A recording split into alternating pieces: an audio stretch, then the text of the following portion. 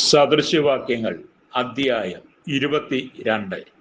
അനവധി സമ്പത്തിലും സൽകീർത്തിയും വെള്ളിയിലും പൊന്നിലും കൃപയും നല്ലത്. ധനവാനും ദരിദ്രനും തമ്മിൽ കാണുന്നു.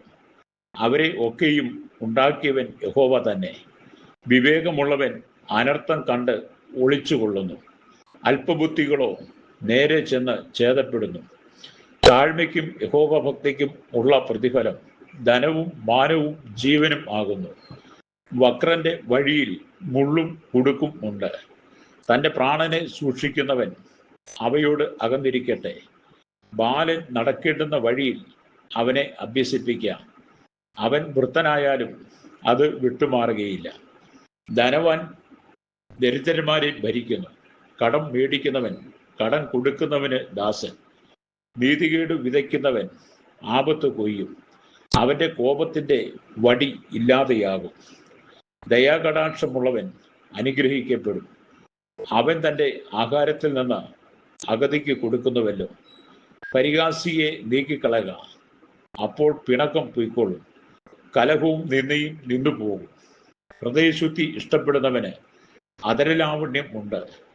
രാജാവ് അവന്റെ സ്നേഹിതൻ. യഹോവയുടെ കണ്ണ് പരിജ്ഞാനമുള്ളവനെ കാക്കുന്നു. ദ്രോഹികളുടെ വാക്കോ അവൻ മറിച്ചു കളയുന്നു. വെളിയിൽ സിംഹം ഉണ്ട്, വീതിയിൽ എനിക്ക് ജീവഹാനി വരും എന്ന് മടിയൻ പറയുന്നു.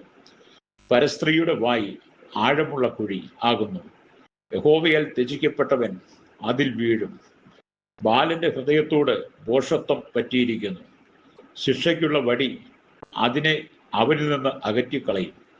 ആദായം ഉണ്ടാക്കേണ്ടതിന് എളിയവനെ പീഡിപ്പിക്കുന്നവനും ധനവാന് കൊടുക്കുന്നവനും മുട്ടുള്ളവനായിത്തീരും. ജ്ഞാനികളുടെ വചനങ്ങളെ ചെവി ചായ്ച്ച് കേൾക്കുക. എൻ്റെ പരിജ്ഞാനത്തിന് മനസ്സ് വെക്കുക.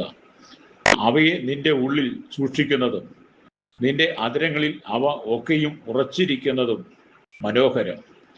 നിന്റെ ആശ്രയം യഹോവയിൽ ആയിരിക്കേണ്ടതിന് ഞാൻ ഇന്ന് നിന്നോട് തന്നെ ഉപദേശിച്ചിരിക്കുന്നു. നിന്നെ അയച്ചവർക്ക് നീ നേരുള്ള മറുപടി കൊണ്ടുപോകേണ്ടതിന് നിനക്ക് നേരുള്ള മറുപടിയുടെ നിശ്ചയം അറിയിച്ചു തരുവാൻ ആലോചനയും പരിജ്ഞാനവും അടങ്ങിയ സാരസംഗതികളെ ഞാൻ നിനക്ക് എഴുതിയിട്ടുണ്ടല്ലോ. എളിയവനോട് അവൻ എളിയവനാകൊണ്ട് കവർച്ച ചെയ്യരുത്.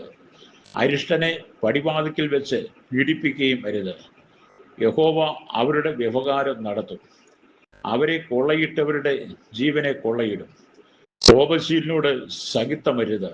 ക്രോധമുള്ള മനുഷ്യനോടുകൂടെ നടക്കുകയും അരുത്. നീ അവന്റെ വഴികളെ പഠിപ്പാനും നിന്റെ പ്രാണൻ കണിയിൽ അകപ്പെടുവാനും സംഗതി വരരുത്.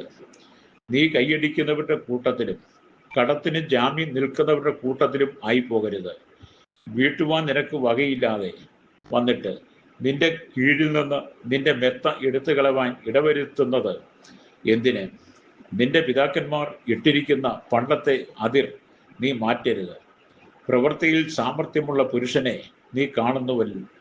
അവൻ രാജാക്കന്മാരുടെ മുമ്പിൽ നിൽക്കും, നീചന്മാരുടെ മുമ്പിൽ അവൻ നിൽക്കുകയില്ല.